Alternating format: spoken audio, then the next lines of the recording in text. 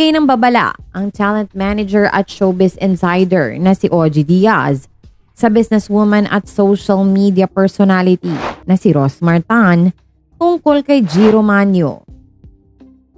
Matatanda ang isang Jiro Manyo ang nag-send ng message sa negosyante at nanghihingi ng trabaho. Ngunit ayon kay Ogie, hindi totoong Jiro ang humihingi ng tulong sa kanya at isa itong peking page. Kahit siya nga raw mismo ay pinadala ng mensahe at hinihingian ng tulong ng taong nagpapanggap bilang si Jiro.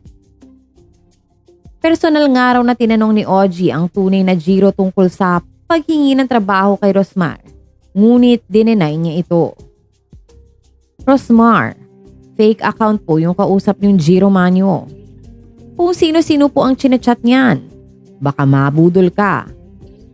Kausap ko yung totoo and through us, pakisabi na hindi raw siya iyon.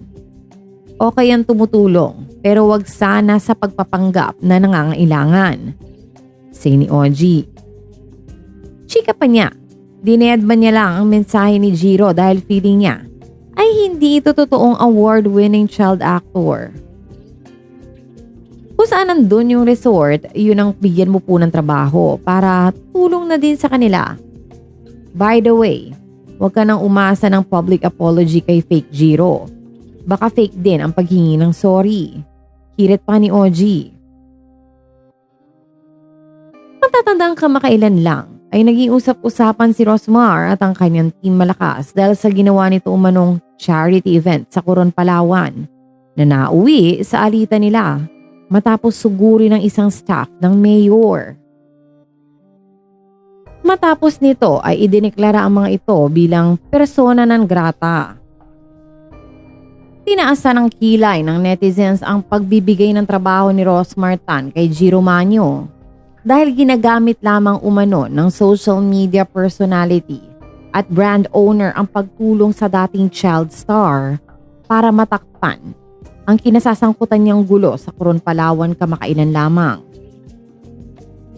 Nitong Huwebes ay nilabas ni Rosmar sa kanyang social media account ang convo nila ni Jiro na nag-a-apply sa kanya ng trabaho. Mababasa sa screenshot ng kanilang convo na sinasabi ng dating child actor na matagal na niyang tinalikuran ng mga bisyo at nais lamang niyang magtrabaho para may maipangtusto sa pangangailangan ng kanyang anak. Gusto ko lang talaga magtrabaho. Alam ko po, wala nang maniniwala sa akin. Ang dami ko nang nilapitan para magtrabaho pero lagi nila sinasabi na baka maging dahilan ako ng gulo. Nakakababa po at nakakapanghina ng loob. Yung isang beses ka nagkamali at pinagbayaran mo, paulit-ulit sinusumbat at pinamumukha sa'yo. Naaalala rin nila ang isang pagkakamali mo pero yung magagandang ginawa mo at tinulong mo, kahit isa, wala silang naaalala. Ani Jiro kay Rosmar. Inalok naman ni Rosmar si Jiro na maging waiter sa kanyang Paris restaurant sa Laguna. Hindi naman inaasahan ni Rosmar ang naging opinyon ng publiko sa nasabing post kaya agad niya itong binura. Imbes nakabili ba ng netizens, pambabash ang inabot ng brand CEO. Ayan na, kagamit ng kilala tapos naka-broadcast ang pagtulong para matabunan ng issue.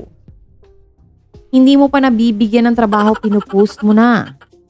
Sa kabilang buhay, huwag ka nang magulat kung wala kang gantimpalang matatanggap sa Diyos dahil nakamit mo na yun sa mundong ito. Iyon ay ang kasikatan mo bilang matulungin habang tumutulong sa tao.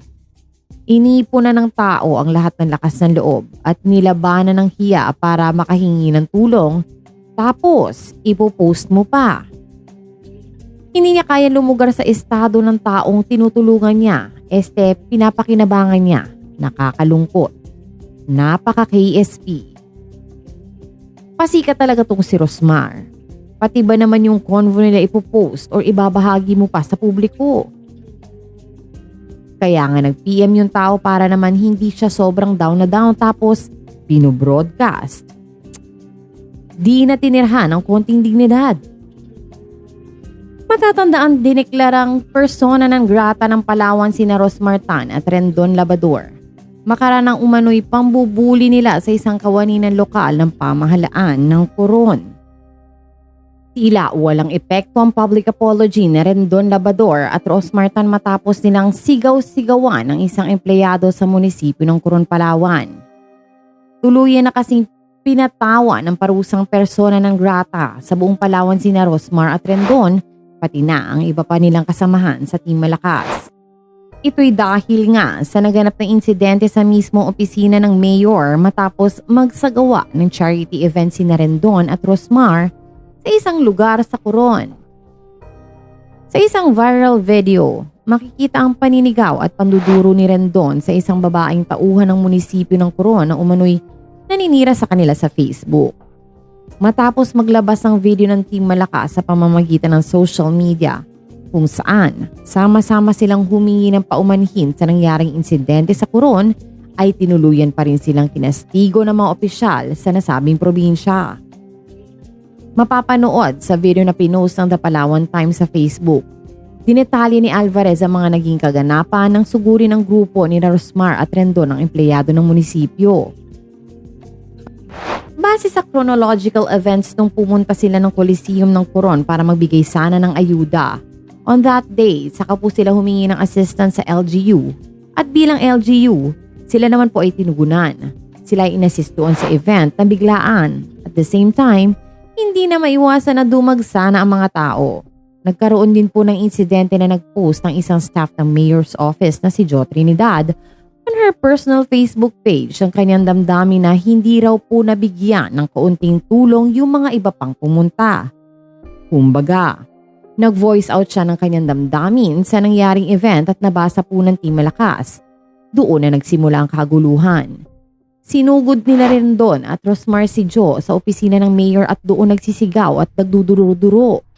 Nabastos po ang institusyon ng munisipyo ng Coron, pagbabahagi ni Alvarez. Pagpapatuloy pa niya, sabihin na natin na mali ang pinost ni Ma'am Jo pero ito po ay kanyang personal na opinyon.